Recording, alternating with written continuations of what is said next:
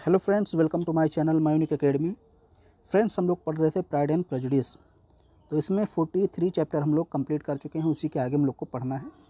कहानी आपको मालूम होगी, पिछले वीडियो में हम लोगों ने बात किया था कि डार्सी, एलिजाबेथ और उसके मामी मामा सभी लोग पेम्बरले में मिलते हैं। डार्सी जो है कि पेम्बरले के उधर ही रहता था और एलिजाबेथ अपने मामी मामा के साथ वहाँ पर ट्रिप के लिए गई हुई थी, घूमने के लिए। गर्मियों का छुट्टी था, तो वहीं पे मुलाकात होती है, बातें चीतें होती हैं। उसी के आगे हम लोग शुरुआत करते हैं। Darcy and his sister, Darcy और उसकी बहन, कॉल्ड ऑन एलिजाबेथ, एलिजाबेथ को बुलाया।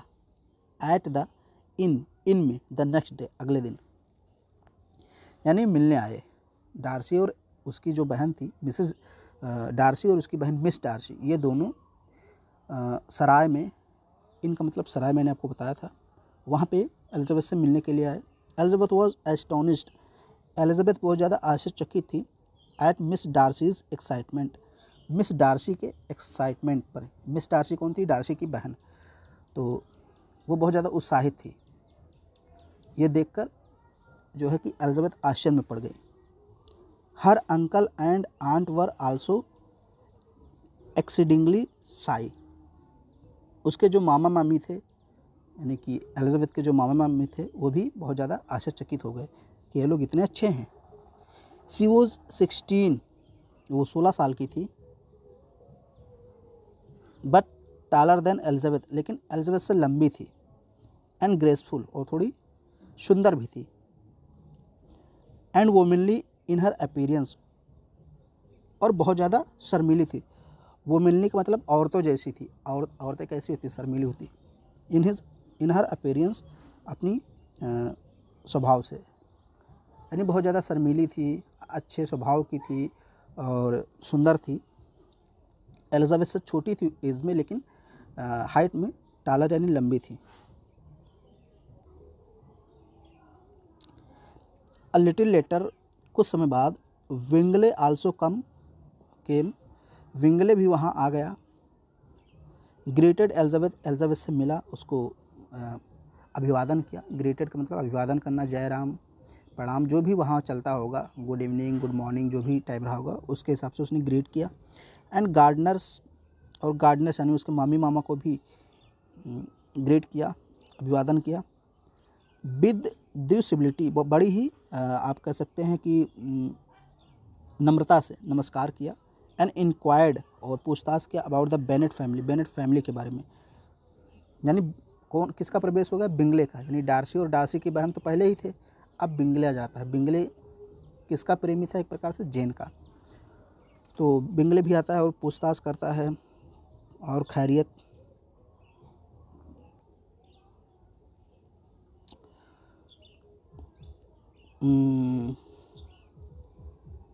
ही हिंटेड, उसने संकेत दिया, बिंगले ने संकेत दिया। एट हिज डिसअपॉइंटमेंट, अपनी निराशा की ओर। एट नॉट हैविंग सीन जेन, जेन से नहीं मिलने का। फॉर लॉन्ग, लंबे समय से। यानी विंगले ने कुछ ऐसा संकेत दिया कि वो बहुत ज़्यादा नाराज़ है, निराश है, क्योंकि वो जेन से लंबे समय से नहीं मिला है। मतलब उसने ऐसा संकेत दिया। Elizabeth could not trace any shine, Elizabeth कोई शाइन नहीं ट्रेस कर पाई, यानी कोई आप कह सकते हैं कोई चिन्ह नहीं खोज पाई। ऑफ रोमांटिक, रोमांटिक मतलब प्रेम का। अटैचमेंट, जुड़ाव, यानी प्रेम आकर्षण। रोमांटिक अटैचमेंट, प्रेम आकर्षण का कोई भी चिन्ह नहीं खोज पाई। Between Bingley and Miss Georgiana Darcy, Bingley और मिस जॉर्जियाना डार्सी के बीच। ये जॉर्जियाना डार्सी जो हैं वही है मिस डार्सी, डार्सी की बहन, उसका पूरा नाम है जॉर्जियाना डार्सी। तो जॉर्जियाना डार्सी और बिंगले के बीच कोई भी प्रेम आकर्षण नहीं था, ऐसा एलिजाबेथ को अब लगा। क्योंकि पहले क्या था, एलिजाबेथ को लगता था कि जो डार्सी है, जो डार्सी की बहन है, वो बिंगले से प्रेम करती है। पहले ऐसा लगता था एलिजाबेथ को, और बिंगले की बहनों ने भड़काया भी था, बहुत सारे पत्र गलत लिखे थे।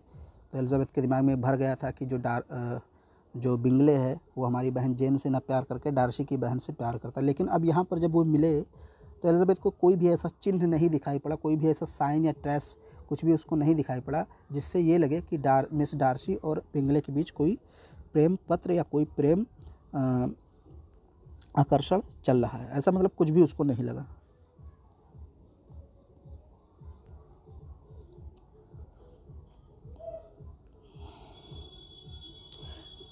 डार्सी ने दिखाया द सेम इम्प्रूव्ड मैनर्स, वही सुधरा हुआ तौर तरीका as on the previous day, जैसा कि पहले दिखाया था पहले दिन। यानी जैसा कि पिछले दिन डार्सी ने अच्छे से व्यवहार किया था, अच्छे से बात किया था, वैसे ही आज भी डार्सी ने अच्छे से व्यवहार किया। एलिजाबेथ फेल्ट होगा यहाँ, लेफ्ट नहीं होगा। एलिजाबेथ फेल्ट दैट, एलिजाबेथ ने महसूस किया कि डार्सी वॉज वेरी एनेक्सस, डार्सी बहुत ज़्यादा एनेक्सस था, एक प्रकार से आप कह सकते हैं बेचैन था, चिंतित था, टू प्लीज़ हर, उसे खुश करने का। एलिजाबेथ को लगा कि डार्सी हमें खुश करने के लिए बेचैन है, हमको खुश करने के लिए उसने अपने व्यवहार में बदलाव लाया है।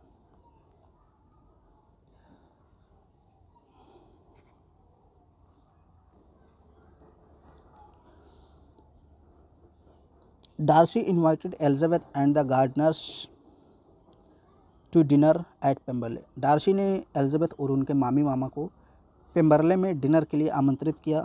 दैट नाइट एलिजाबेथ ले अवेक, उस रात एलिजाबेथ पड़ी रही फॉर 2 अवे, 2 घंटे तक, एनालाइजिंग, विश्लेषण करते हुए, हिज फीलिंग्स, अपनी भावनाओं का।